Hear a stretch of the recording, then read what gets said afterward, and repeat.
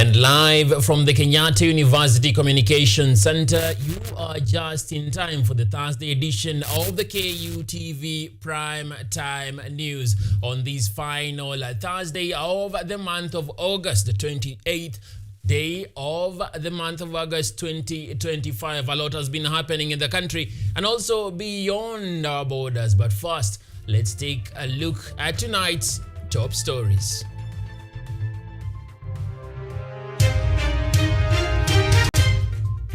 High Court stops President William Ruto from constructing a church in State House.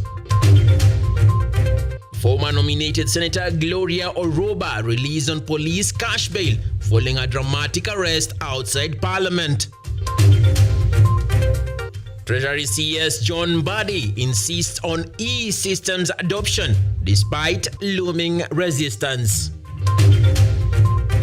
And in our special feature, we meet a lady who's pressing beyond the narrative to ensure the dead are comfortable.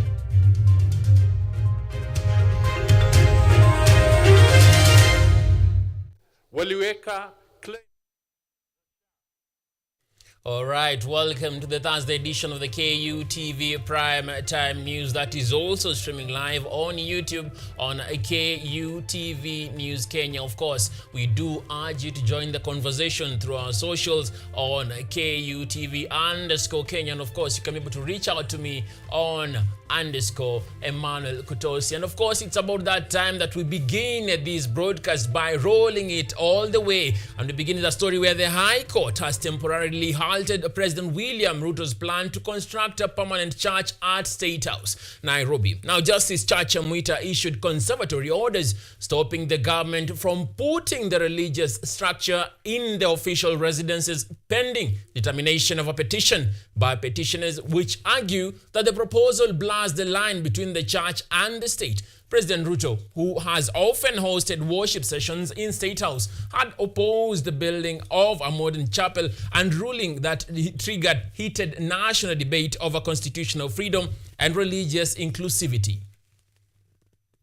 Waliweka claims za SHA 117 billion Kenya shillings kwa claims za SHA. Hospitali hiyo imelipwa 82 million shillings out of the 100 And elsewhere, former nominated Senator Gloria Oroba has been released on a police cash bail of 10,000 shillings after her dramatic arrest outside Parliament buildings. Police say that she faces possible charges of creating disturbances and obstruction of justice. Oroba was processed at Central Police Station before being freed, with Nairobi Regional Commander George Seda confirming investigations are ongoing. Earlier, she was barred from accessing the Senate despite court orders reinstating her after her expulsion from the UDA party was nullified. Oroba maintains she is still a sitting senator, accusing her party of political persecution, claims that UDA denies, insisting her removal was lawful.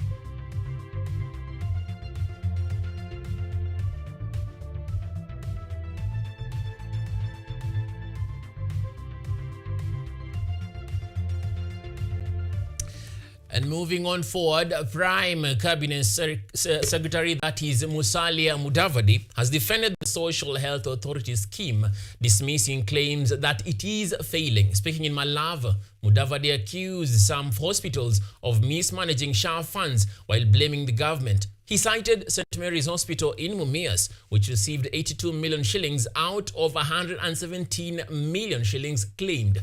Now, Mudavadi said the government records prove payments were made and cautioned facilities against concealing evidence. He assured Kenyans that the scheme is being streamlined to guarantee affordable health care while demanding accountability from both government and hospitals.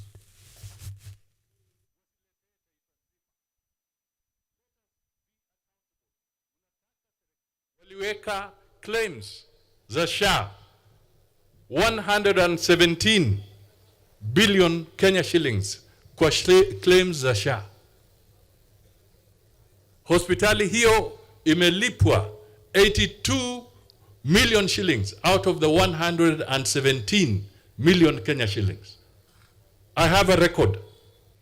Kwa hivyo kama wamefanya mismanagement katika hiyo hospitali, wasiletee taifa nzima. Let us be accountable. Mnataka serikali iwe accountable. Mnasema mnataka Ruto awe accountable. Mnataka Wetangula akuwe accountable.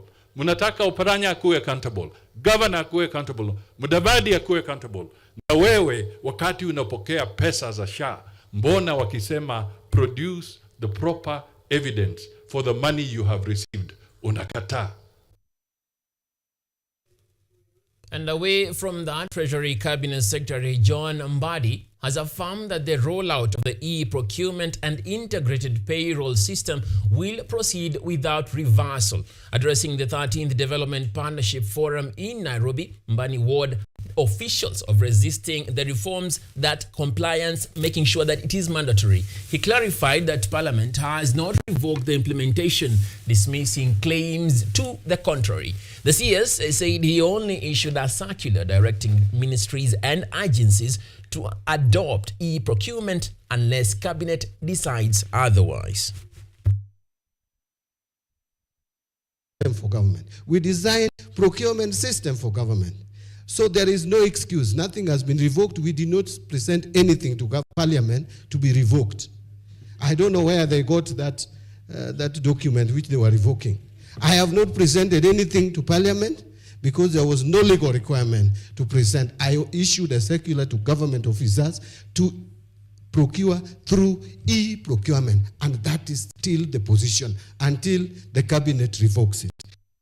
And away from financial matters, President William Ruto has pledged to recruit 4,000 National Youth Service graduates during the next police recruitment exercise. He made the announcement while presiding over the 89th NYS Pass Out Parade in Gilgil. Yusuf Abdi Nasir now reports.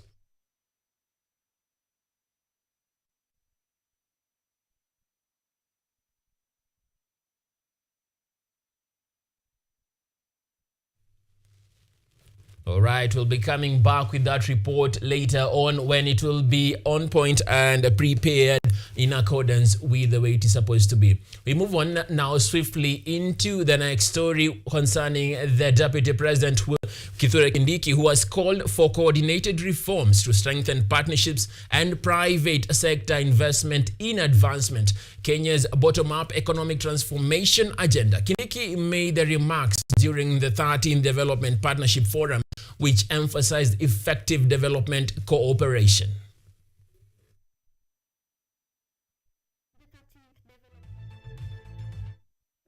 In Nairobi, focusing on strengthening development cooperation and fostering inclusive growth, Deputy President Kithure Kindiki led leaders and development partners in discussions aimed at boosting ties between the Kenyan government and international investors.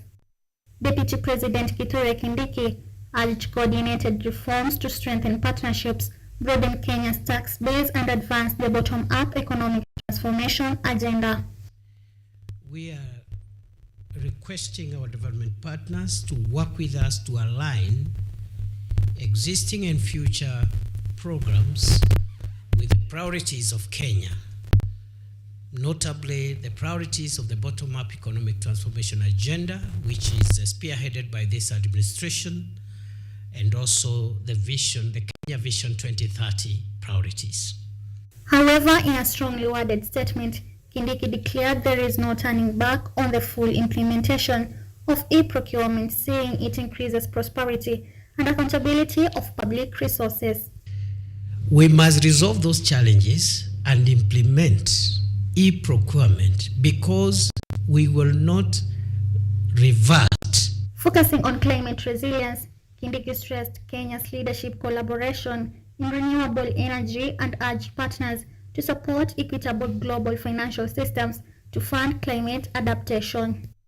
The Nairobi Declaration on Climate Change, adopted at the Africa Climate Summit, serves as Africa's common position on future climate negotiations. This declaration emphasizes the need for global collaboration to mobilize climate finance and reforms to the global financial system to better support African nations in their climate goals.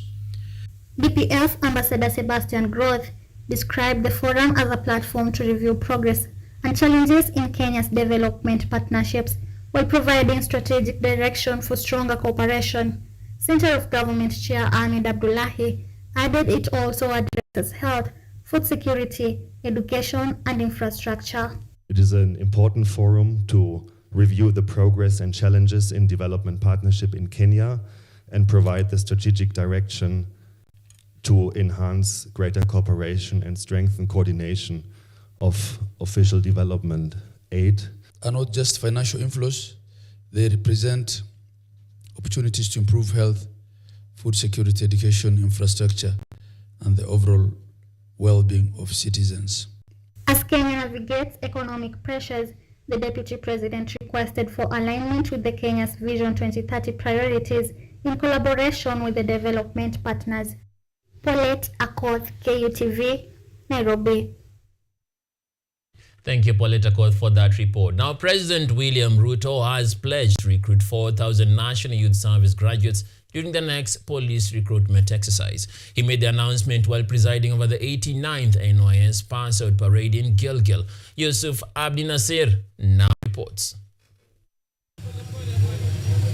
President William Ruto was on Thursday received by Nakuru Governor Susan Kihika and Cabinet Secretary for Public Service Geoffrey Ruku for the much anticipated 89th passing out parade of the National Youth Service in Gilgil, Nakuru County.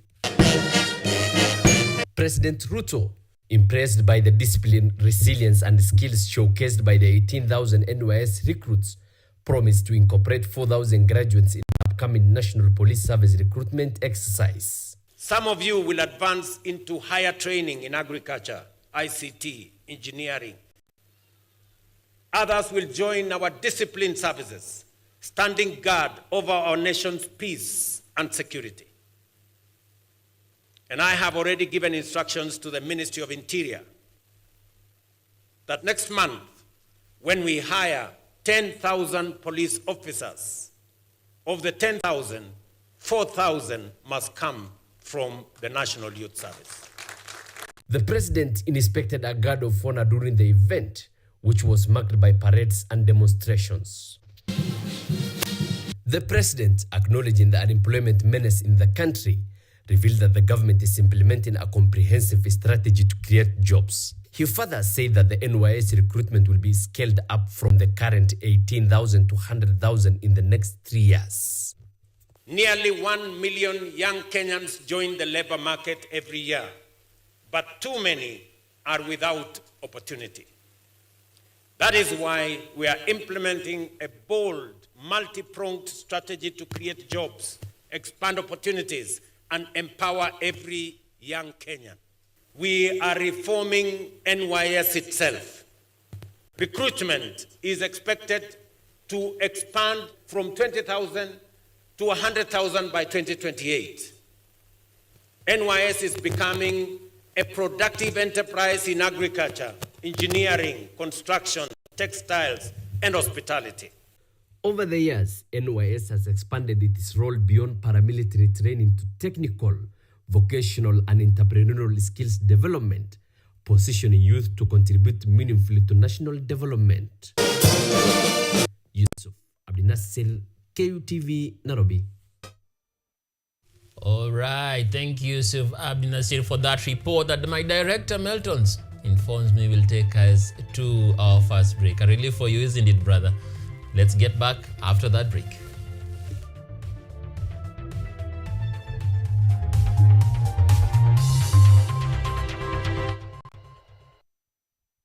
This This year, North Coast Beach Hotel has exciting holiday offers just for you. Whether you are planning an August family break or a magical Christmas getaway. For the August family offer, make memories with your loved ones at only 11,543 Kenya shillings per person, sharing for a 2-night stay on half board. There's free family entertainment, fun indoor games, and lots of activities for children. Plus, get a 10% discount on all extra services during your stay. For the December Christmas holiday, celebrate your festive season in paradise. Book before 31st October to enjoy our exclusive Christmas deal. Stay 3 nights between 23rd December and 2nd January 2026 at only 34,628 Kenya shillings per person, sharing on half board. And for our flexible payment plan, take advantage of our Lipa Mdogo Mdogo plan and pay in easy installments. Call us today to book on 0722 209 458 or 0733 409 430 or email info@northcoastbeachhotel.com. North Coast Beach Hotel, a home paradise. Miti miti, panda panda, miti miti. Our planet's future is in our hands. However, there is a threat to the brightness of this tomorrow. On EarthCheck, we share the challenges, the solutions, and the hope. I would call this a very momentous day, a very critical day. Every episode, every story, every step we take creates a ripple. Join me, the environmentalist Emmanuel Kutosi, on Kutv every Wednesday at 8 p.m. and be part of EarthCheck. Welcome.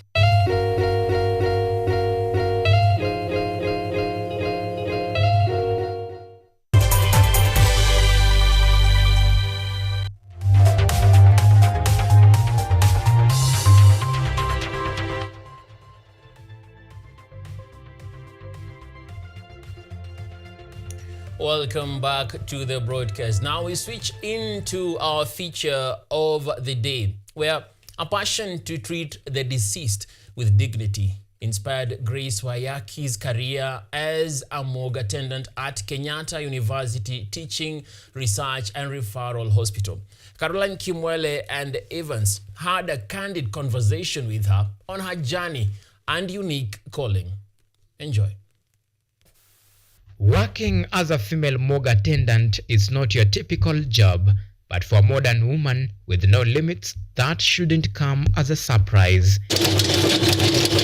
When we met Grace Wayaki at her workplace, her bright smile and warm reception told the story of resilience, passion, and a career dedicated to serving humanity in dignity and respect.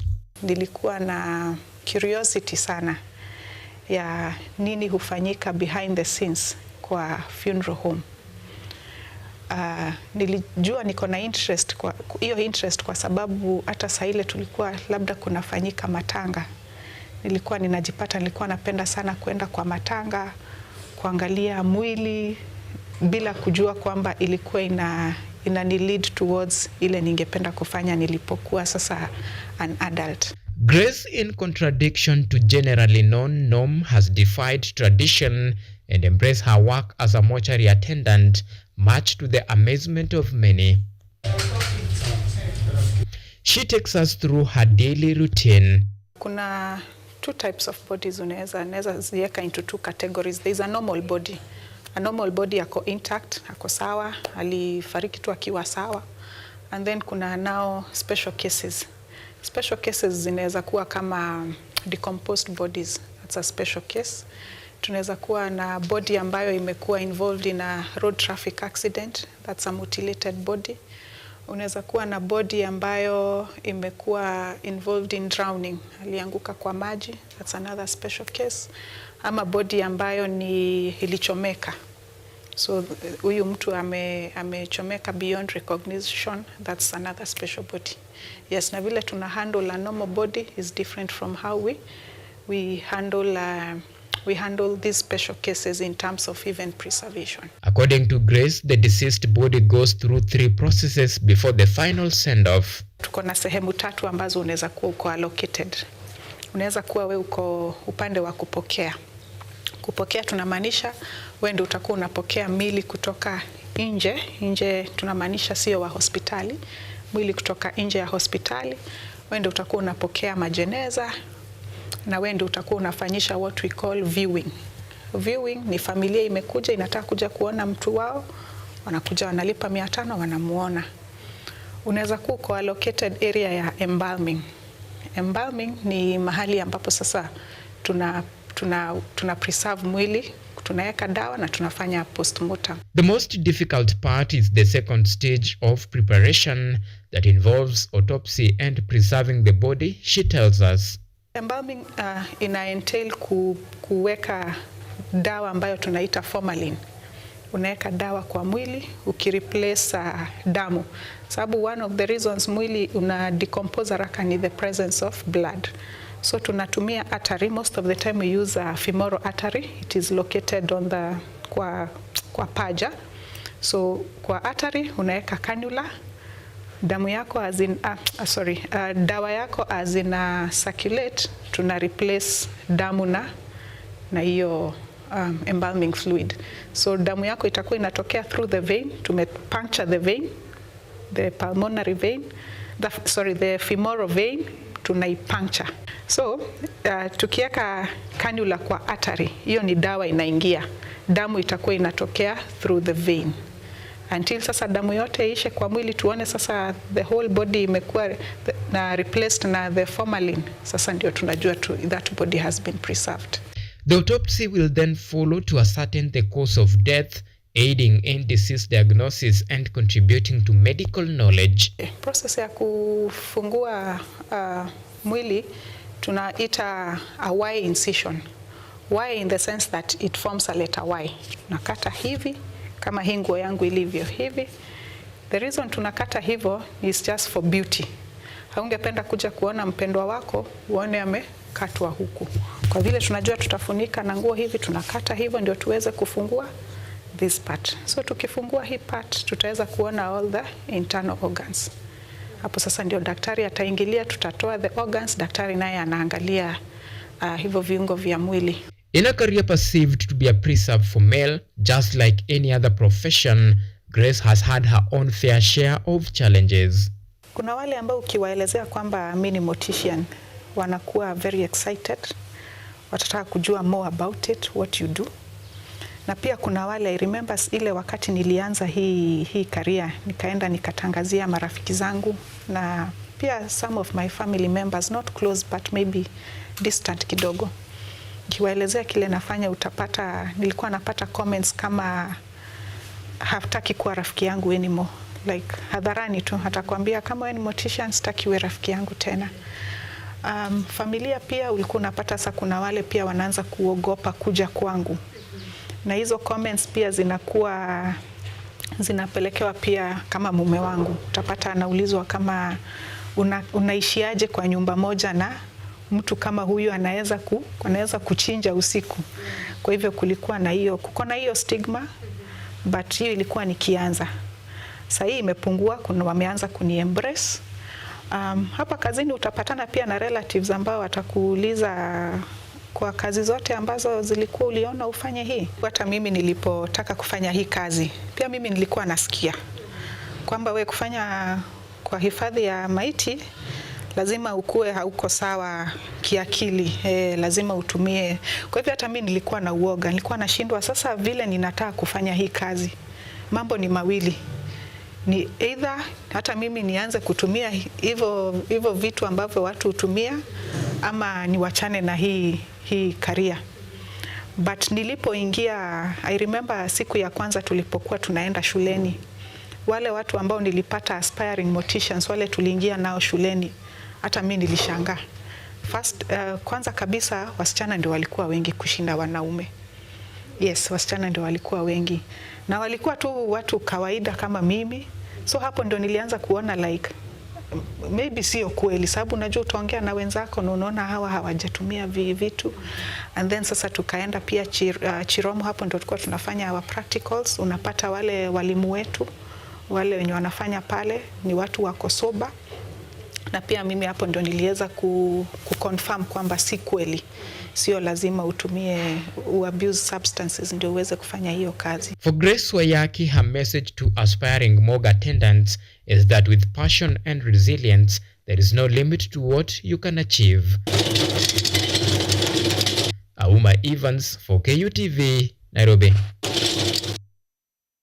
Thank you, Evans, for that report. A fine collaboration between yourself and Caroline Kimwele to be able to bring out that across the divide, across various sectors, women can also mark their place. Something that I'm sure my producer is very proud of. Now, moving on, Kiharu Member of Parliament Dindi Nyoro has defended the National Government Constituency Development Fund, terming it a lifeline for grassroots projects. Speaking in Murang'a, Nyoro urged government to raise allocations instead of questioning the fund's existence. Now, he proposed an annual capitation of 32,000 shillings per student and called for efficient bursary distribution to ease parents' burdens. NGCDF is one of the ways that resources come down to the people. And when you are elected as a leader in a developing country like Kenya, you are elected as a leader to build the country. Unachaguliwa ujenge. When you are elected as a leader in a developed country, you are elected to run the country because it's already developed. Kenya bado tuko pahali ya mijenzi na mijengo. Na CDF inasaidia kujenga mijenzi ama majengo. Yale inasaidia community kwenda mbele. Kama mashule, kama mambo ya security. The discussion in Kenya should not be about whether CDF should be there or not. It should be about increasing the money that comes through NGCDF. And still within Murang'a County, leaders have urged the government to release capitation funds on time, warning delays could disrupt schools during the crucial exam term. Woman Representative Betty Minor stressed the need to increase allocations rather than cut them. Education Cabinet Secretary Julius Migos assured that funds have been released and will reach schools within a week. Tuko na shida ya pesa ya capitation. Na sisi tunataka kukuomba kwa heshima. We have delay in disbursement of capitation fund and this challenge must be addressed by the government. When you are in government and when you are running the affairs of government, you cease from promising. Where you are, you have all the instruments of doing what you are promising. And therefore, Wakenya wanauliza kwa heshima. Hii mambo ya serikali leo iko masomo ya bila kulipa, kesho si ya kulipwa.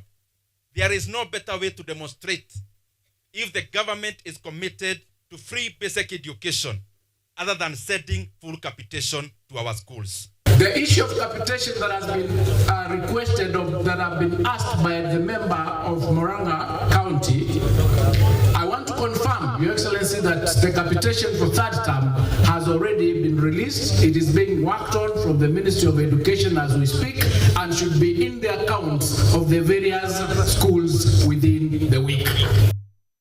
Now, health experts from Kenya and Tanzania are sounding the alarm over persistent tuberculosis challenges along their shared borders. They cite patient disappearances, stigma, and treatment interruptions as factors worsening preventable complications and TB-related deaths. A joint annual performance review meeting in Mabera, Migori County has revealed the severity of tuberculosis management hurdles in border regions. Health officials warn that cross-border patient mobility coupled with poor coordination between Kenya and Tanzania is undermining years of TB control efforts. According to medics, many patients begin treatment in Kenya but later relocate to Tanzania or Uganda without notifying health authorities. Officials now want Kenya and Tanzania to streamline policies, ease restrictions on medical personnel, and enhance communication to ensure seamless tracking of patients across borders. TB cross-border coordinator John Alila emphasized that many patients begin treatment in Kenya but later cross into Tanzania or Uganda, making follow-up nearly impossible. He warned that without prior tracking systems, tuberculosis could continue claiming lives.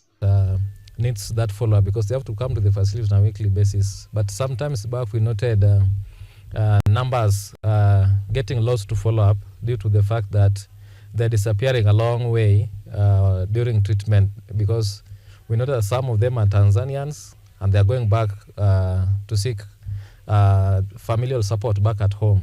But now that if they go the other side, it's difficult for us as medics in this other side of Kenya to do follow-up or cross over at the other side. So they end up getting lost follow-up.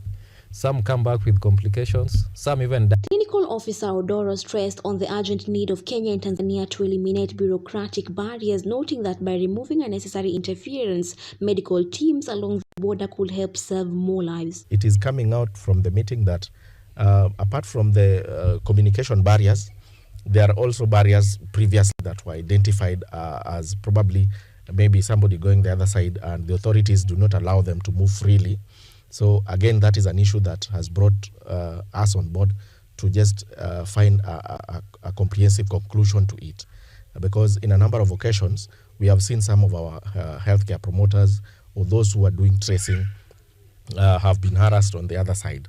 But remember, if we work together as the two countries at the border point, this will be a matter of the past. Joseph Chacha, a health volunteer, also pointed out that stigma surrounding TB often drives families to hide cases. He explained that secrecy delays treatments and worsens the spread of the disease. Challenges ambavyo wako tuna face acrossing border cause kuna wenzetu ambao wako upande wa Tanzania. Kwa mfano tumepata mgonjwa kutoka Tanzania. Akiingia hapa kwetu anaingia vizuri, anapata dawa. Meanwhile, wakati kidogo anaweza akadefault ile dawa atoke aingie nchi jirani ambayo Tanzania. Ukijaribu kwenda kumtafuta ili kumuongelesha ili aweze kurudia matibabu, kwa sababu wakati ambapo ameacha dawa muda mfupi tu anaweza akafa. Experts are now urging immediate cross-border collaboration to curb the rise in tuberculosis cases, warning that failure to act could reverse years of progress in fighting the disease. You can see the trend.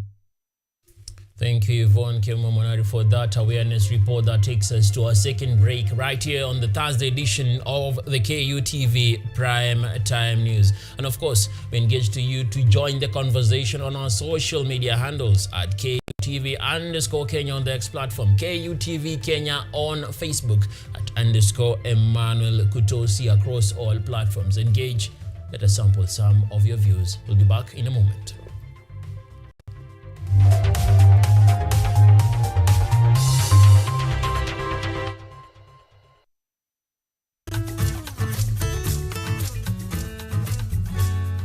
Hi, my name is Stella Tioi.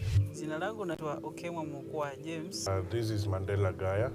Ugonjwa ulipokuja ulichukua siku 3 ukaniweka in coma. 20 wamezikwa, 2 ndio wako hai. I don't even know how it feels to see. I feel like I cannot express myself well the way somebody who can walk can actually express themselves. Ilichukua muda mwingi mrefu tena mpana ili kuikubali kwamba mimi siwezi tembea tena. I've come to actually accept myself. Ukijaribu kumsimamisha mtu umwambie tafadhali nionyeshe njia, they find it quite strange talking to you. You should just make schools integrated, inclusive setups by providing the right facilities.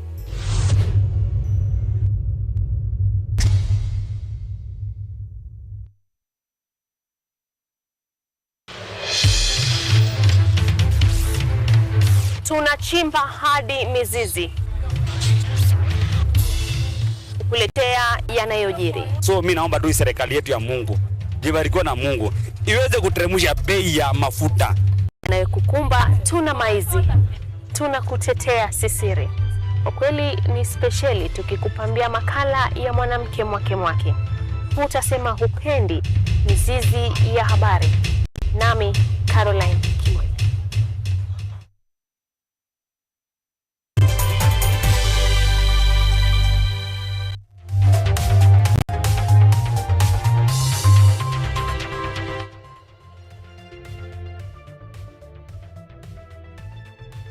Back to the Thursday edition of the KUTV Prime Time News. You're back with a segment of By the Way, asking where it has been. By the way, the political banter and the drama that is our Kenyan politics. Just for you, this is By the Way.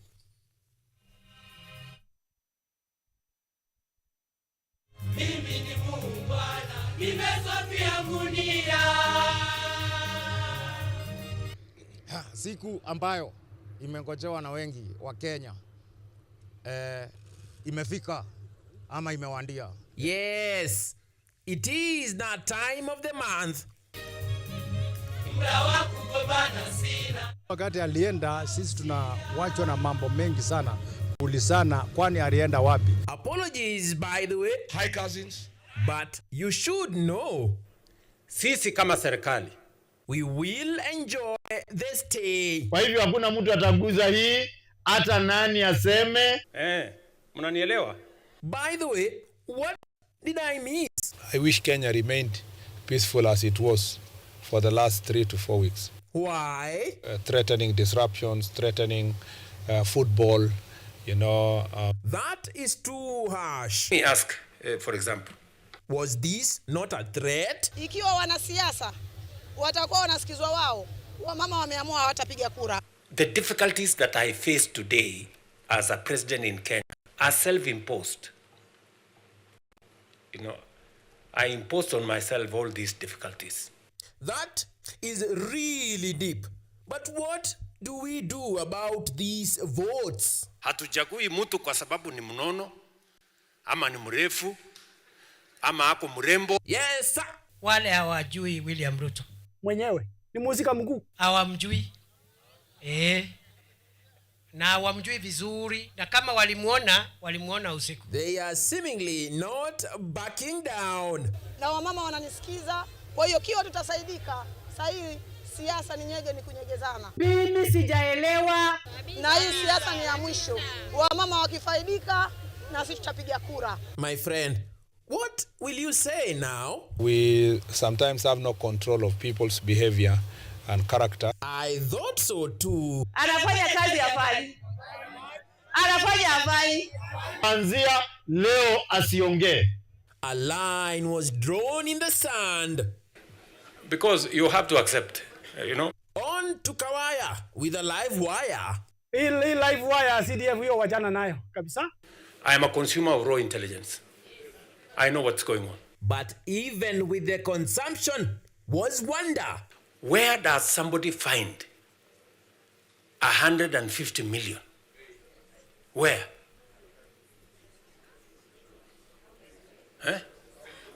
Guys, do you know? Hiyo mambo ya CDF wajana nayo. Kwa sababu sasa hii waliopata chakula, pesa, kila kitu ni broad base.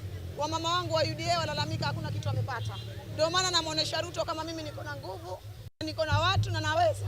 Kwa hiyo lazima atushike mkono, ajue chenye chatoka juu. But the wonder.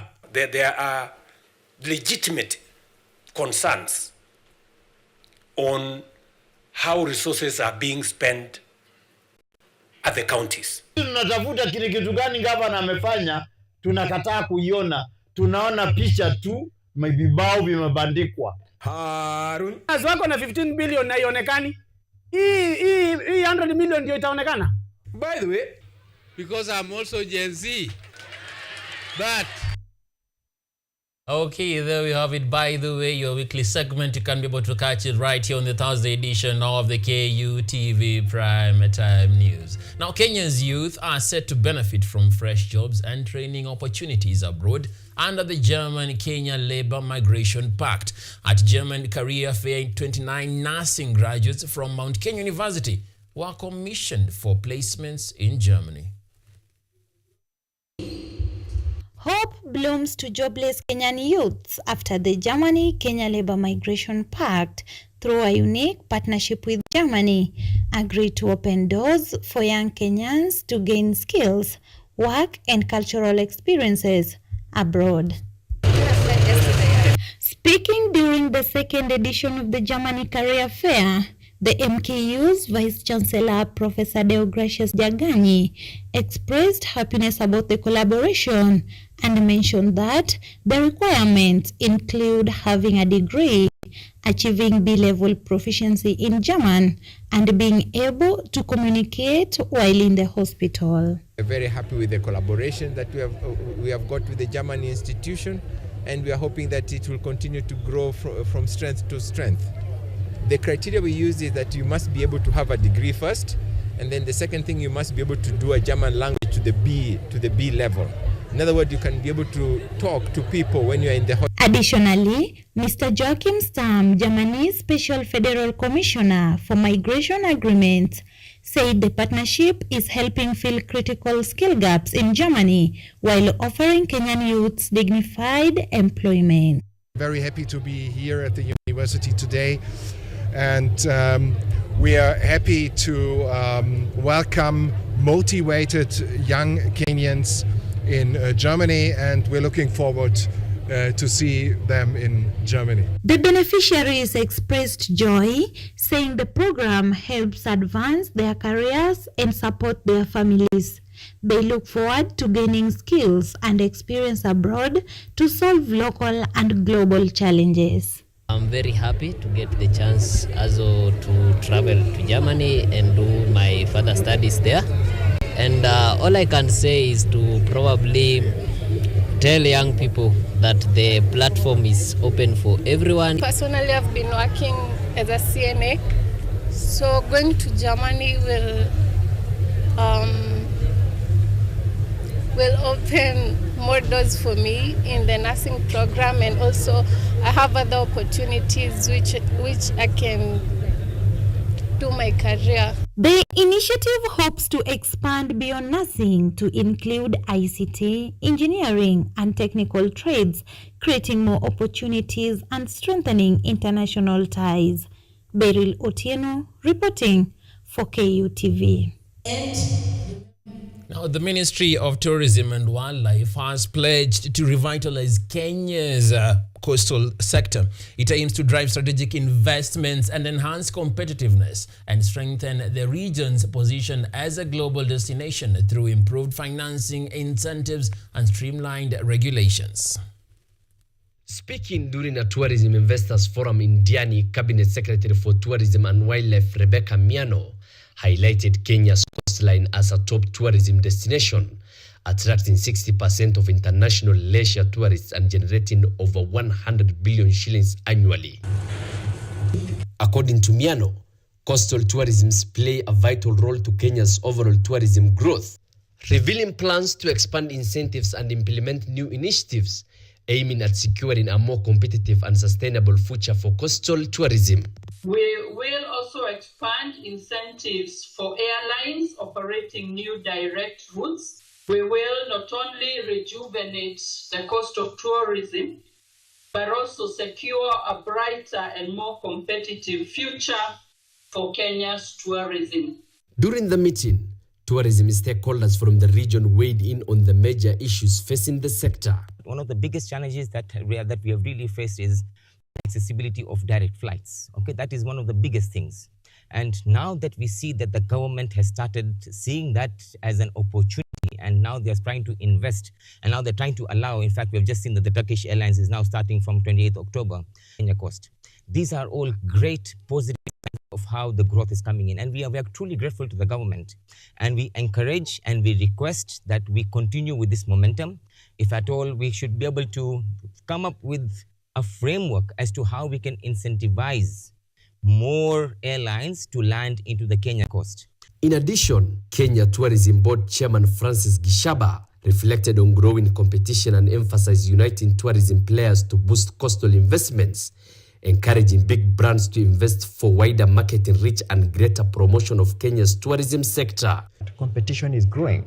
What used to be our cake yesterday becomes somebody's lunch tomorrow, and we do not want to do that. So because government is an enabler, we invited the participants within the coastal tourism industry to see how we can be able to bring up the investments along this destination. But we also want to invite those other big brands. Why? Because their marketing arm is much wider, because their investments are much bigger, and because they'll be able to market Kenya across their network. On the other hand, Director General Tourism Regulatory Authority Norbert Talam announced a national classification exercise to accredit and establish facilities that will enhance standards, especially along Kenya's coast. So want to encourage the investors in those empty plots so that they are able to come together. We map them with the prospective investors. Once you do that, in terms of the standards uptake, we are going to make sure that the standards are high. And that's we are going to do that through the accreditation, the results that you have made. And the accreditation was in preparation to the national classification exercise.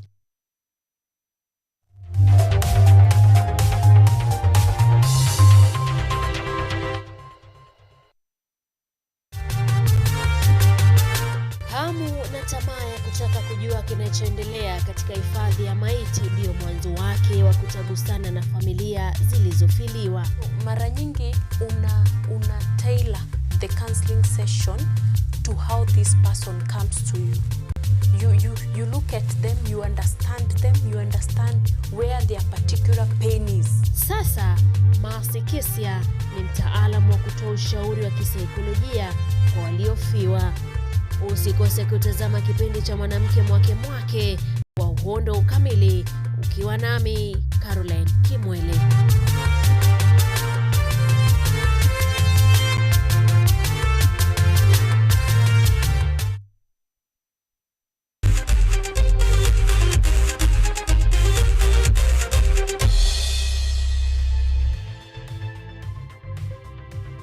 Now swiftly in the sporting arena, where the FKF Premier League champions Police FC will headline Pool A of the 2025 Sekafa Kagame Cup alongside Tanzania Singida Black Stars. Ethiopia, Kofi and Djibouti guarded Quarters FC. The Law and Forces, fresh from their maiden league title, are targeting another trophy ahead of the 2025-2026 season. The tournament, set to kick off in Dar es Salaam in a week's time, will serve as preparations for continental campaigns in the CAF Championships and Legal Confederations Cup.